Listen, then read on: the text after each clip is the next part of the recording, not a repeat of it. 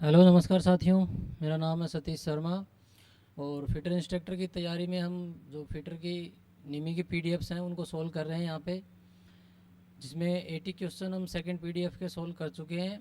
81 से आगे के अभी हम सोल्व करने वाले हैं। आज इसी तरीके से हम वीडियो बना पाएंगे क्योंकि जो माइक है हमारे सिस्टम का वो कल चोरी हो गया है यहाँ से, तो इसलिए कल मैं वीडियो बना भी नहीं पाया था। तो अब कोई जुगाड़ करके वीडियो बना पा रहे हैं इस तरीके से। और सैलरी वैली आएगी उसके बाद ही दूसरा माइक लेके पहले वाले सिस्टम से वीडियो बना पाएंगे, तब तक असुविधा के लिए खेद रहेगा। इसी तरीके से हम वीडियो बना पाएंगे भाई। अभी तो पीडीएफ के माध्यम से अभी सोल्व करेंगे हम 81 से लेकर के और 120 तक के क्वेश्चन। जो भी आपके डाउट रहेंगे वो भी क्लियर करते चलेंगे यहाँ पे। तो जो मेरे साथ इस चैनल पे नए हैं वो चैनल को सब्सक्राइब कर लें भाई, और बेल आइकन प्रेस कर लें ताकि आपको आगे आने वाली सारी वीडियो मिलती रहें। और इससे संबंधित पीछे 7-8 वीडियो मैं ऑलरेडी बना चुका हूँ और कुछ अलग से भी बना चुका हूँ फिटर की वीडियो, वो सब आप चैनल पर जाके देख सकते हैं, जिनमें से आपको डेफिनेटली क्वेश्चन देखने को मिलेंगे वहाँ पे, क्योंकि हमने सारी बातें हैं वो नीमी आपका जो सिलेबस दिया गया है और नीमी पैटर्न पे किए हैं, जिसमें गलती होने की गुंजाइश ना के बराबर है। हम यहाँ पर भी सारी गलतियों को हटा करके समझ करके क्वेश्चन को समझ के ही सोल्व कर रहे हैं। तो अभी चलते हैं, वीडियो को ज़्यादा लंबा ना करते हुए 81 से स्टार्ट करते हैं अपना आंसर। आपके सामने 81 का क्वेश्चन है, यहाँ पे देखिए रहा। ग्राइंडिंग व्हील विनिर्देश 41A46H5U8 में 5 क्या दर्शाता है, ये आपको यहाँ पे बताना है। तो ऑप्शन दे रखे हैं आपके सामने, बॉन्ड है, एब्रेसिव है, संरचना है या ग्रेन का आकार है। तो मैंने पहले भी एक वीडियो में आपको ये सारी चीज़ों के बारे में अलग अलग डायग्राम के माध्यम से बता दिया था कि ये ए है यहाँ पे, वो आपका एब्रेसिव दे रखा है, 46 है वो यहाँ पे आपका ग्रेन साइज़ दे रखा है। तो यहाँ पे 5 क्या दे रखा है आपको, ये पूछा गया है आपसे, ये बताना है आपको। तो 5 आपका क्या शो कर रहा है यहाँ पे, तो 5 आपका यहाँ पे स्ट्रक्चर शो कर रहा है। हमारा जो आंसर है वो ऑप्शन सी हो जाएगा। 5 ने स्ट्रक्चर शो किया कि आपका ओपन स्ट्रक्चर है या क्लोज स्ट्रक्चर है यहाँ पे। तो ये सारी चीज़ें आपको नोट कर लेनी है अपनी बुक के अंदर, अपनी कॉपी के अंदर, नोटबुक के अंदर। ये पूरे डायग्राम में से आपको एक चीज़ ज़रूर पूछी जाएगी पेपर के अंदर। चलते हैं अगले क्वेश्चन की तरफ। Question number 82, which type of bonded wheel is used foundries for dressing casting. Dressing casting के लिए ढलाई में किस प्रकार के बॉन्डेड पहिए का उपयोग किया जाता है, ये पूछा गया है। 4 ऑप्शन आपके सामने, सिलिकेट बॉन्ड, सेलेक बॉन्ड, रबड़ बॉन्ड और रेजिनॉइड बॉन्ड। चारों में से सही आंसर आपको बताना है। एक तो भाई आप सभी ने पीडीएफ पढ़ी हुई है, तो आप अपना आंसर है वो पहले से टिक करके रखें जब भी मैं क्वेश्चन बोलता हूँ तो। और लास्ट में कमेंट सेक्शन में बता करके जाएं कि आपके जो आंसर हैं वो कितने सही हुए हैं। काफ़ी साथी यहाँ पे बता के नहीं जा रहे हैं, केवल 1-2 ही बता के जा रहे हैं, तो मेरे ख्याल से आपके सही हो नहीं पा रहे हैं, इसलिए आप वहाँ बता नहीं पा रहे हैं। अगर आपके जितने भी सही हो रहे हैं आप बता करके जाएँ और अपनी तैयारी का लेवल जानें और उसमें सुधार करें। अगर आपके कम सही हो रहे हैं और आपके पूरे सही हो रहे हैं तो बहुत अच्छी बात है। हम यहाँ पे और डिटेल डिस्कशन यहाँ पे कर रहे हैं ताकि सारे क्वेश्चन आपको समझ में आए। तो देखिए इस क्वेश्चन का 82 का आंसर हमारा यहाँ पे रहेगा ऑप्शन डी। जो रेजिनोइड बॉन्ड है वो ड्रेसिंग कास्टिंग के लिए इस्तेमाल किया जाता है। अगला क्वेश्चन हमारा, सीमेंटेड कार्बाइड को ग्राइंड करने के लिए किस प्रकार के एब्रेसिव का उपयोग किया जाता है पूछा है। तो ऑप्शन में दिया है ग्रीन सिलिकॉन कार्बाइड, और यहाँ पे grey aluminium oxide, white aluminium oxide या ब्राउन एल्यूमिनियम ऑक्साइड। ये 4 ऑप्शन आपको दिए हैं, तो आपको बताना है यहाँ पे कि सीमेंटेड कार्बाइड को ग्राइंड करने के लिए क्या इस्तेमाल किया जाता है। तो यहाँ पे जो हमारा आंसर है वो ऑप्शन ए हो जाएगा। जो ग्रीन सिलिकॉन कार्बाइड है वो इस्तेमाल किया जाता है, क्योंकि सीमेंटेड कार्बाइड है वो काफ़ी हार्ड मटेरियल है, तो एल्यूमिनियम है वो उसके लिए इस्तेमाल नहीं किया जाएगा। चलते हैं अगले क्वेश्चन की तरफ। 84 का, what is the value of one vernier division of a vernier micrometer. Vernier micrometer के एक वर्नियर डिवीजन का मान क्या है। तो देखिए वर्नियर माइक्रोमीटर स्पेशल टाइप का माइक्रोमीटर है, जिसके अंदर ऊपर की तरफ आपको जो अपनी डेटम लाइन है उससे ऊपर की तरफ आपको 10 वर्नियर डिवीजन दिए हुए मिलेंगे। तो उसमें एक वर्नियर डिवीजन का मान क्या है ये आपको बताना है। आपने पढ़ रखा है तो काफ़ी इजीली आप बता पाएंगे। 4 ऑप्शन है यहाँ पे, 0.01 mm, 0.02 mm, 0.009 mm और 0.002 mm। तो यहाँ पे जो हमारा करेक्ट आंसर है वो ऑप्शन सी हो जाएगा। 0.009 mm है वो करेक्ट आंसर है, एक वर्नियर माइक्रोमीटर के एक वर्नियर डिवीजन का मान है। अगला क्वेश्चन है टेलीस्कोपिक गेज से। टेलीस्कोपिक गेज में एक्स के रूप में चिन्हित भाग का नाम क्या है, ये आपको बताना है। आपके सामने ये एक्स से चिन्हित ये भाग दे रखा है। 4 ऑप्शन दिए गए हैं यहाँ पे, हैंडल, फिक्स्ड लेग, प्लंजर और टेलीस्कोपिक लेग। आपको बताना है कि क्या है। तो देखिए इसमें ये जो लैग दी गई है इसको कहते हैं हम यहाँ पे टेलीस्कोपिक लैग। ये जो लैग दी गई है इसको हम कहते हैं फिक्स्ड लैग। ऊपर जो ये दिया गया है इसको हम कहते हैं हैंडल। यहाँ पे जो ये बीच में लगा हुआ है इसको कहते हैं स्प्रिंग। अब ये जो बच गया आपका ये लगा हुआ है यहाँ पे प्लंजर। ठीक है, तो हमारा जो यहाँ पे करेक्ट आंसर हो जाएगा वो प्लंजर लॉक हो जाएगा। ठीक है, चलते हैं अगले क्वेश्चन की तरफ। टूटे हुए स्टड को निकालने की विधि क्या है? ये आपको एक डायग्राम दे रखा है, इसकी विधि पूछ रखी है आपसे कि टूटे हुए स्टड को निकालने की विधि क्या है। तो देखिए ऑप्शन ए में है एजी आउट मेथड, ऑप्शन बी है प्रिक पंच मेथड, ऑप्शन सी है मेकिंग ड्रिल होल, और ऑप्शन सी है स्क्वायर टेपर पंच का उपयोग करना। तो आप ऊपर से स्क्वायर देख करके स्क्वायर टेपर पंच का उपयोग करना, ये आंसर सही मत कर देना। यहाँ पे हमारा जो करेक्ट आंसर है ऑप्शन ए है, ये एजी आउट मेथड है, जिसमें पहले जो टैप है उसकी एनीलिंग की जाती है, फिर उसमें एक छेद किया जाता है और उसके बाद एक्सट्रैक्टर डाल के इसको निकाल लिया जाता है। तो ए ऑप्शन है वो करेक्ट आंसर है। अगला ऑप्शन है, अगला क्वेश्चन है हमारा 87 का, मशीन टूल्स के लिए ग्रे कास्ट आयरन का व्यापक रूप से उपयोग क्यों किया जाता है, ये आपसे पूछा हुआ है। तो यहाँ पे ऑप्शन ए है रैपिड कूलिंग होती है, रिड्यूस वाइब्रेशन होता है, हाई टेंसाइल स्ट्रेंथ है, या वेरी डिफिकल्ट टू मशीनिंग है। देखिए किस में व्यापक उपयोग हो रहा है, तो यहाँ पे पूछा गया है मशीन टूल्स में। मशीन टूल्स में हमें एक चीज़ मेन देखनी पड़ेगी, यहाँ पे वो आपको साफ साफ दिखाई दे रही है। चारों में से क्या ऑप्शन सही है आप अपना बताएं। यहाँ पे जो करेक्ट आंसर होगा वो ऑप्शन डी होगा, वेरी डिफ़िकल्ट टू मशीन। देखिए अगर डिफ़िकल्ट टू मशीन रहेगा तो जल्दी से घिसेगा नहीं और वही टूल हमारे काम में आएगा। अगला क्वेश्चन है यहाँ पे M20 इंटू ये 15 ना होकर के 1.5 आएगा के लिए टैप ड्रिल साइज़ क्या होगा। तो टैप ड्रिल साइज़ मैं आपको काफ़ी बार बता चुका हूँ, इसका फॉर्मूला भी TS-2D होगा, उसको अप्लाई करके आप निकाल सकते हैं। ये अगर आप निकालेंगे तो हमारी जो वैल्यू है 18.7 के आसपास आएगी। तो यहाँ पे जो उसके सबसे नज़दीक आंसर हो जाएगा ऑप्शन ए हमारा करेक्ट आंसर है भाई 18.5। अगला क्वेश्चन है 16 mm रीमर के लिए ड्रिल छेद का साइज़ क्या होगा। तो वही है सभी के अंदर यहाँ पे जो लोवेस्ट वैल्यू दी जाती है वो 0.2 mm की है और हायर दी जाती है 0.05 mm की दी जाती है। उनको जोड़ करके निकालेंगे, उसमें से माइनस कर देंगे 16 में से, तो हमारा आंसर है वो ए करेक्ट हो जाएगा। ये क्वेश्चन काफ़ी बार रिपीट हो चुका है अलग अलग वैल्यू के साथ में। अगला क्वेश्चन है हमारा यहाँ पे एक्स से चिन्हित भाग का नाम बताइए। तो देखिए ये यहाँ पे एक्स से चिन्हित ये भाग आपसे पूछा गया है कि ये क्या चीज़ है। सबसे पहले तो ये कौन सी मशीन है, तो ये वाई ड्रिल मशीन है जो कि हाथ के दबाव से चलती है, हैंड ड्रिल मशीन है। तो यहाँ पे पूछा गया है ए ऑप्शन है ब्रेस्ट प्लेट, बी ऑप्शन है बेवल पिनियन, सी ऑप्शन है फ्रेमवर्क, और डी ऑप्शन है लॉकिंग स्क्रू। तो आपको आप यहाँ साफ साफ दिखाई दे रहा होगा कि पिनियन लगा रखा है जो कि बेवल रूप में बनाया हुआ है। तो हमारा जो करेक्ट आंसर है वो यहाँ पे पिनियन बेवल पिनियन हो जाएगा, option B is the correct answer. अगला क्वेश्चन है 10 mm की रिमिंग के लिए ड्रिल किए गए छेद का साइज़ क्या होगा, ये आपको बताना है। तो वही रिमिंग के लिए बार बार पूछ रहे हैं, वही उतना ही आपको माइनस करना है। तो यहाँ पे जो करेक्ट आंसर है वो ऑप्शन बी हमारा हो जाएगा 9.75 है। चलते अगले क्वेश्चन की तरफ 92 का, हैंड रिमर में एक्स से चिन्हित भाग का नाम बताइए। तो देखिए एक्स से चिन्हित ये भाग दे रखा है, ये एंगल दे रखा है, आपको इसका बताना है। तो यहाँ पे ऑप्शन ए है टेपर लीड, बी ऑप्शन है बेवल लीड, सी ऑप्शन है सर्कुलर लीड, और डी ऑप्शन है टेपर लीड एंगल। तो इजीली आप बता पाएंगे इसका आंसर।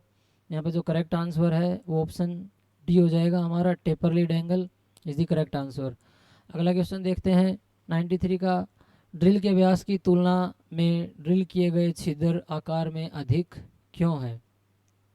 भाई हमने ड्रिल किया एक, जो ड्रिल जिस आकार का हमने लिया था उससे बड़ा उसका छेद हो गया। ये क्वेश्चन काफ़ी बार पहले वाले PDF में, पहले वाले क्वेश्चंस में, पहले वाले वीडियो में आ चुका है, फिर से आ गया है एक बार, इजीली आप इसको कर पाएंगे।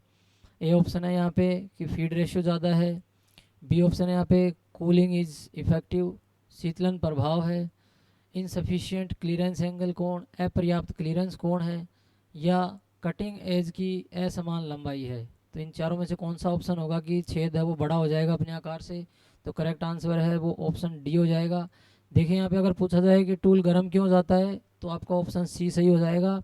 और यहाँ पे अगर छेद बड़ा हो जाता है तो आपका कटिंग एज की असमान लंबाई या लिप, जो लिप्स हैं उनकी एजेज हैं वो असमान है, ये आंसर आपका सही रहेगा। अगला क्वेश्चन है थ्रेडिंग के लिए ड्रिल किए गए छेद के अंत में चैम्फरिंग के लिए काउंटर सिंक कोण क्या होगा, ये आपको बताना है। तो यहाँ पे पहले भी क्वेश्चन आ चुका है। हमारा जो करेक्ट आंसर हो जाएगा वो ऑप्शन डी हो जाएगा, 120 डिग्री। चलते अगले क्वेश्चन की तरफ, 95 का। इस थ्रेड का नाम क्या है, तो आपको थ्रेड का नाम बताना है। हो सकता है आपने थ्रेड ना देखी हो, लेकिन हम एलिमिनेशन मेथड के आधार पे भी आंसर कर सकते हैं। पहला ऑप्शन है यहाँ पे वी थ्रेड, दूसरा ऑप्शन है यहाँ पे बटरस थ्रेड, तीसरा ऑप्शन है स्क्वायर थ्रेड और चौथा ऑप्शन है शार्ट टूथ थ्रेड। यहाँ पे तो वी थ्रेड आपको पता ही है, BSW, BSF, BSP, BA, ये सारी वी थ्रेड्स हैं, उनके जैसी ये बिल्कुल भी नहीं है। दूसरा ऑप्शन है बटरस थ्रेड, जो कि एक साइड से 90 डिग्री और दूसरी साइड से इस तरीके से 45 डिग्री पे होती हैं। एक है स्क्वायर थ्रेड, वो तो बिल्कुल ऊपर से स्क्वायर में बनी रहती हैं, स्क्रू जैक वगैरह में पाई जाती हैं। ये क्वेश्चन पिछली बार आया भी था कि स्क्रू जैक में कौन सी चूड़ियाँ होती हैं। तो हमारे पास यहाँ पे कौन सा ऑप्शन बच गया, ऑप्शन डी है, वो करेक्ट आंसर हो जाएगा, सॉ टूथ थ्रेड है ये। चलते हैं अगले क्वेश्चन की तरफ, 96 का। एक्स से चिन्हित भाग का नाम क्या है, तो आपको इस भाग का नाम बताना है कि यहाँ से लेकर के इस लाइन के बीच में ये क्या कहलाएगा। ए ऑप्शन है रूट, पिच, क्रस्ट और हेलिक्स एंगल। तो देखिए ये सारे भाग मैं पहले आपको बता चुका हूँ कि ये जो ऊपर का हिस्सा है ये आपका क्रस्ट है, ये जो नीचे का हिस्सा है ये आपका रूट है, और इन दोनों के बीच की, इस चूड़ी से इस चूड़ी के बीच की जो दूरी है इसको हम पिच कहते हैं। तो यहाँ पे बच क्या गया लास्ट में, option D is the correct answer, helix angle है ये। चलते हैं अगले क्वेश्चन की तरफ। डाई स्टॉक में केंद्र स्क्रू क्यों प्रदान किया गया है। देखिए डाई स्टॉक दिया गया है, उसमें जो एक सेंटर स्क्रू लगाते हैं वो क्यों लगाते हैं, क्वेश्चन पहले भी आ चुका है, फिर से आ गया है, आपको बताना है। ए ऑप्शन है डाई को कसने के लिए, बी ऑप्शन है कट की गहराई को समायोजित करने के लिए, सी ऑप्शन है आंतरिक थ्रेड के व्यास को समायोजित करने के लिए, और डी ऑप्शन है बाहरी थ्रेड के व्यास को समायोजित करने के लिए। तो यहाँ पे जो करेक्ट आंसर हो जाएगा वो कट की गहराई को समायोजित करने के लिए है। जैसे जैसे हम उसको टाइट करते जाएंगे कट की गहराई है वो बढ़ती जाएगी, जैसे जैसे लूज करेंगे कट की गहराई है वो कम होती जाएगी। अगला ऑप्शन है मीट्रिक वी थ्रेड का सन्निहित कोण क्या होता है, ये आपको बताना है। What is the included angle of metric V thread. Option दिए गए 45, 29, 60 और 47, 47.5 डिग्री का। तो आपको बताना है सही आंसर क्या है। तो यहाँ पे जो करेक्ट आंसर हो जाएगा वो ऑप्शन सी हो जाएगा, 60 डिग्री है वो बीट, जो बीट थ्रेड है उनका इंक्लूडेड एंगल होता है। फिर से एक क्वेश्चन ग्राइंडिंग व्हील से आ गया है। ग्राइंडिंग व्हील में के मानक अंकन प्रणाली में 46 क्या है, ये आपको बताना है। तो मैंने पहले बताया था ये एब्रेसिव है, ये आपका ग्रेन साइज यहाँ पे दिया गया है, ये यहाँ पे ग्रेड दिया गया है, और ये अभी थोड़ी देर पहले हमने किया था स्ट्रक्चर दिया गया है, और ये आपका बॉन्ड दिया गया है जो कि विट्रीफाइड बॉन्ड यहाँ पे लिखा गया है। ये 32 है, ये कंपनी का नंबर है, इसके बारे में नहीं पूछेंगे। इसके अलावा ये जो चीज़ें हैं इनके बारे में कुछ भी पूछ सकते हैं, वी के आगे भी कुछ लिखा आ सकता है, वो भी कंपनी का नंबर रहेगा, उससे भी आपको लेना देना नहीं है। लेकिन ये यहाँ से A46, H8 और V, ये 5 चीज़ें आपको पता होनी चाहिए, 5 अलग अलग चीज़ें हैं ये, इनके बारे में आपको पता होना चाहिए। तो मैंने सारी आपको बता दी हैं। जो ए है ये एब्रेसिव लिखा हुआ है, एल्यूमिनियम ऑक्साइड, फिर 46 लिखा हुआ है ये आपका ग्रेन साइज है, उसके बाद आपका ये साइज है वो आपका कोर्स है, उसके बाद है आपका एच। तो एच आपका क्या है, ये ग्रेड है आपका, जो कि 3 प्रकार के ग्रेड होते हैं, मीडियम ग्रेड है, फाइन ग्रेड है और फाइन ही सॉफ्ट ग्रेड है और हार्ड ग्रेड है। और उसके बाद 8 है ये आपका स्ट्रक्चर दिखा रहा है कि ओपन स्ट्रक्चर है या क्लोज स्ट्रक्चर है, और फिर वी है ये विट्रीफाइड बॉन्ड है जो कि बॉन्ड को दर्शा रहा है। यहाँ पे आपसे पूछा गया है कि 46 क्या है, तो ये ऑप्शन देख लेते हैं। यहाँ पे ग्रेड है, ग्रेन साइज है, टाइप ऑफ बॉन्ड है और एब्रेसिव है। तो यहाँ पे 46 हमारा ग्रेन साइज हो जाएगा, B is the correct answer. चलते हैं अगले क्वेश्चन की तरफ। क्वेश्चन नंबर 100, ग्राइंडिंग ऑपरेशन में प्रयुक्त उपकरण का नाम बताएं। तो सारे के सारे ड्रेसर आपने देखे होंगे। पहला ऑप्शन है यहाँ पे होनिंग टूल, बी ऑप्शन है घर्षण छड़ी, सी ऑप्शन है डायमंड ड्रेसर, फिर है स्टार व्हील ड्रेसर। तो स्टार व्हील ड्रेसर पहले आ चुका है पहले पीडीएफ में, जिसमें स्टार बना हुआ है, राउंड एक पहिया जिसमें यहाँ पे देखिए आगे नोक दी गई है। तो यहाँ पे करेक्ट आंसर हमारा ऑप्शन सी हो जाएगा, डायमंड ड्रेसर। चलते अगले क्वेश्चन की तरफ। What is the colour of aluminium metal, aluminium का धातु का रंग कैसा होता है बताना है। तो ऑप्शन है डल वाइट, वाइट, ब्राइट वाइट और ब्लेसिंग ग्रे वाइट। यहाँ पे जो करेक्ट आंसर है वो ऑप्शन बी हो जाएगा, वाइट कलर रहता है ऑफिशियल एल्यूमिनियम का। चलते हैं अगले क्वेश्चन की तरफ। ग्राइंडिंग व्हील में एच क्या दिया गया, आपसे फिर से पूछ लिया गया है, तो आपको एच बताना है यहाँ पे क्या है। तो एच देखिए यहाँ पे ए ऑप्शन है grain size, type of abrasive, grade या स्ट्रक्चर। तो यहाँ पे हमारा जो करेक्ट आंसर है वो ऑप्शन सी हो जाएगा। एच है वो ग्रेड दिया गया है। अगला क्वेश्चन है 103 का, क्यों प्रिसीजन उपकरण इनवार स्टील के बने होते हैं आपको बताना है। तो ये ऑप्शन है ड्यूरेबिलिटी होती है, कॉस्ट में सस्ते होते हैं, सरफेस फिनिशिंग अच्छी आती है, या फिर लिस्ट कोफिशिएंट ऑफ एक्सपांसन है, विस्तार का जो गुणांक है वो कम रहता है। तो यहाँ पे जो करेक्ट आंसर हो जाएगा वो ऑप्शन डी हो जाएगा, इनके विस्तार का जो गुणांक है वो कम रहता है। चलते हैं अगले क्वेश्चन की तरफ। इस वर्नियर माइक्रोमीटर की रीडिंग की गणना करें, आपको बताना है वर्नियर माइक्रोमीटर की रीडिंग। तो देखिए वर्नियर माइक्रोमीटर का लिस्ट काउंट है वो 0.001 होता है, माइक्रोन तक माप सकता है ये। तो हमको बताना है ये रीडिंग कितनी है। तो सबसे पहले देख लेते हैं यहाँ पे डेटम लाइन पे कितनी रेखाएं पार करी हैं। तो ये यहाँ पे आपका 9 है और फिर ये 9.5 है, ठीक है। तो पहली जो हमारी माप हो गई 9.5, ठीक है। यहाँ पे मैं आगे अच्छे से समझने के लिए 0 0 लिख देता हूँ, ये 5 है। इसके बाद देखते हैं अपन कि ये जो हमारा थिम्बल है इसके ऊपर कौन सी लाइन इस डेटम लाइन तक पहुंची हुई है। यहाँ पे देखिए 45 के बाद 46 वाली लाइन है जो इसके पार नहीं किया है, जिसने टच करने वाली है। तो यहाँ पे मैं ऐड कर दूंगा इसके अंदर 46, ठीक है। यहाँ पे लिखा जाएगा पॉइंट के बाद का ये भी।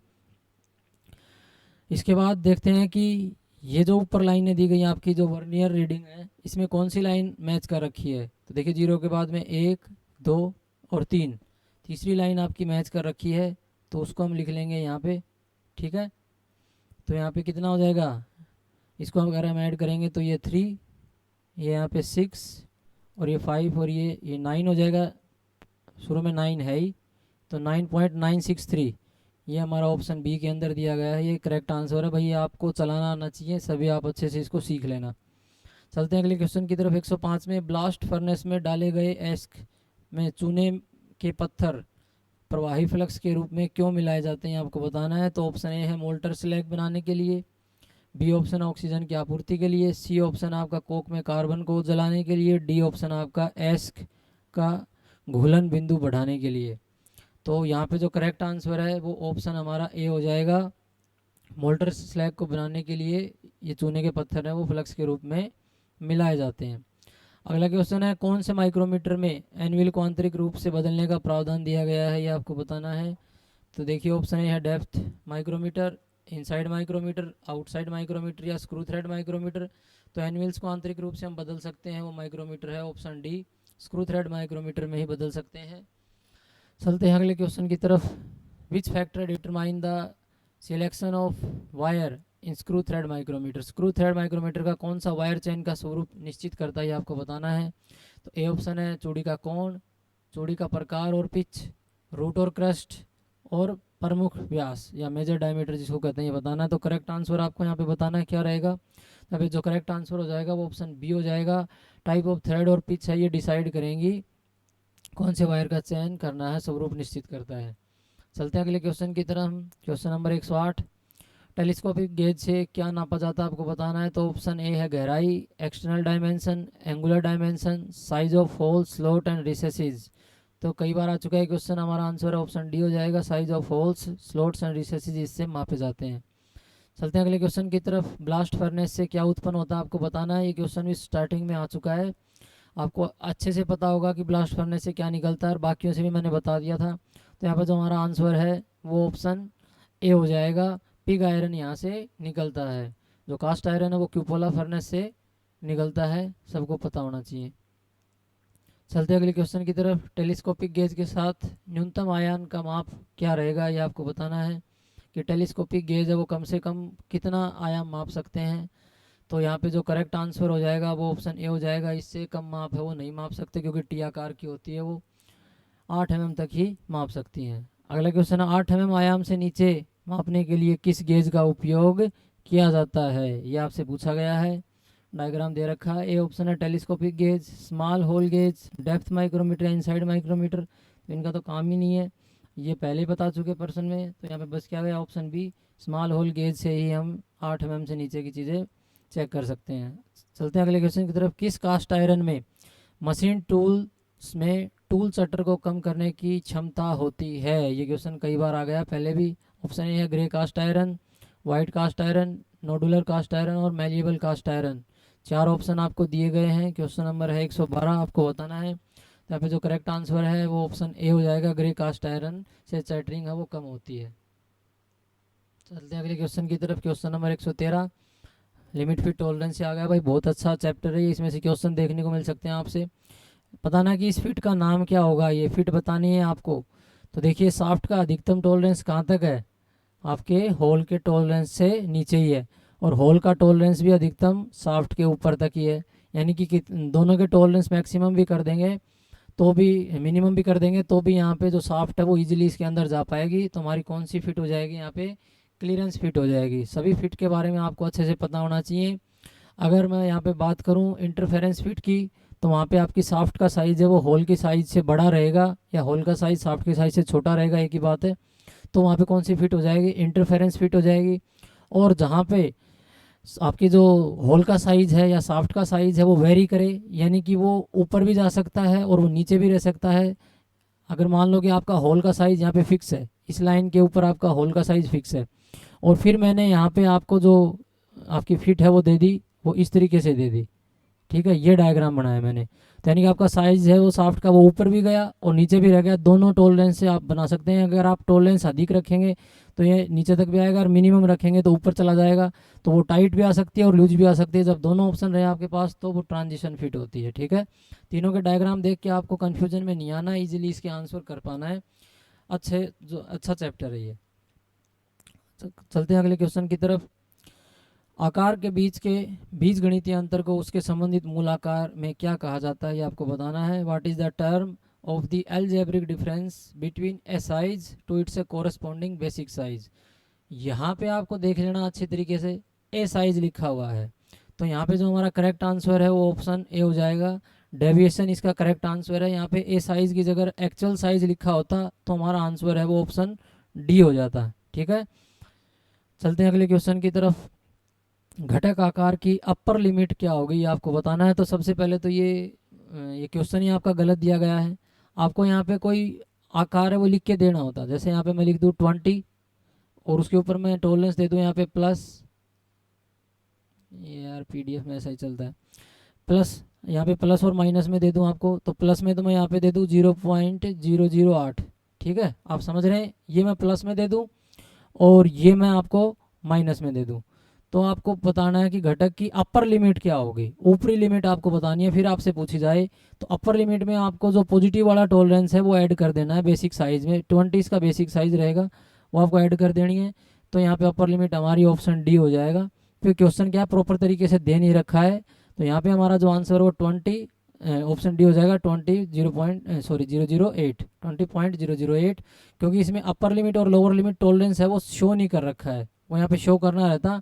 ऐसे ही कौन से घटक का आकार की लिमिट पूछ रहे हैं ये पता नहीं है। तो जब भी क्वेश्चन आएगा आपको बेसिक साइज साथ में टॉलरेंस दिया रहेगा, फिर आपसे अपर लिमिट और लोअर लिमिट पूछ सकते हैं, या दोनों में अंतर पूछ सकते हैं, या टोटल टॉलरेंस पूछ सकते हैं। सारी चीज़ें आपको यहाँ पता होनी चाहिए। चलते हैं अगले क्वेश्चन में। दो मैटिंग भागों के बीच में संबंध के लिए प्रयुक्त शब्द को क्या कहेंगे। ऑप्शन 4 दे रखे हैं भाई, फिट, लिमिट, टॉलरेंस या अलाउंस। तो यहाँ पे करेक्ट आंसर है वो ऑप्शन ए हो जाएगा। दो मैटिंग पार्ट्स हैं, उनके बीच में कैसा संबंध है कि वो टाइट है या लूज है, उस चीज़ को हम क्या कहते हैं, हमेशा फिट कहते हैं। क्लियरेंस फिट, ट्रांजिशन फिट और इंटरफेरेंस फिट। वर्नियर माइक्रोमीटर का अल्पतम माप क्या है, ये आपको बताना है। काफ़ी बार ये क्वेश्चन आ गया है। यहाँ पे 4 ऑप्शन दिए गए, 0.01, 0.02, 0.001 mm और 0.002 mm। यहाँ पे करेक्ट आंसर है वो ऑप्शन सी हो जाएगा। देखिए यहाँ पे वर्नियर माइक्रोमीटर है, आउटसाइड माइक्रोमीटर होता तो ऑप्शन ए आंसर होता, वर्नियर माइक्रोमीटर है तो ऑप्शन सी यहाँ पे आंसर रहेगा। अगला क्वेश्चन 118 का, what is the name of tool. इस टूल का नाम क्या है, आपको बताना। कहाँ भाई टूल, ये रहा। तो ये साफ साफ आपको दिख रहा है, 4 ऑप्शन है, flat scraper, hook scraper, half round scraper और 3 स्क्वायर स्क्रैपर। तो यहाँ पे करेक्ट आंसर है वो ऑप्शन ए हो जाएगा। ये जो स्क्रैपर है ये फ्लैट स्क्रैपर है। चलते हैं अगले क्वेश्चन की तरफ। कैसे खुरचनी की मरम्मत की जाती है, ये आपको बताना है। 4 ऑप्शन है, फाइलिंग से, लैपिंग से, चीजलिंग से, ग्राइंडिंग और होनिंग से। तो यहाँ पे करेक्ट आंसर हो जाएगा ऑप्शन ए, फाइलिंग के द्वारा ही इसकी स्क्रैपर की मरम्मत है वो की जाती है। अगला क्वेश्चन है 120 का, वर्नियर माइक्रोमीटर के किस भाग को वर्नियर स्केल ग्रेजुएशन के साथ चिन्हित किया जाता है, ये आपको बताना है। तो यहाँ पे 4 ऑप्शन दिए गए हैं, एनविल, फ्रेम, थिम्बल और बैरल। तो बताओ कि वर्नियर माइक्रोमीटर में जो वर्नियर स्केल है वो कहाँ पे लगाई जाती है। तो सभी को अच्छे से पता होगा, ये सभी ने देखा हुआ होगा। यहाँ पे जो ऑप्शन डी है बैरल या जिसको स्लीव कहते हैं, वो हमारा करेक्ट आंसर रहेगा। तो आज की वीडियो में इतना ही। अगर भाई दोस्तों आपको वीडियो पसंद आया हो तो लाइक करके ज़रूर जाएं और कमेंट में बताएं कि आपके कितने आंसर सही हुए हैं। और जैसे ही हम वो माइक ले आएंगे तो वीडियो प्रॉपर पहले के तरीके से ही बनाएंगे। आई होप कि इसमें भी आपको क्लियर दिखाई दिया होगा, कोशिश तो यही है मेरी। फिर भी अगर कुछ डाउट हो, कुछ दिक्कत हो इसमें, तो आप ज़रूर मुझे कमेंट करके बताएं और लाइक करके ज़रूर जाएं, और अपने जो स्टूडेंट्स वगैरह उनमें ज़रूर शेयर करें जो फिटर से अभी पढ़ रहे हैं, जो फिटर की तैयारी कर रहे हो। ठीक है, धन्यवाद दोस्तों, जय हिंद, जय भारत।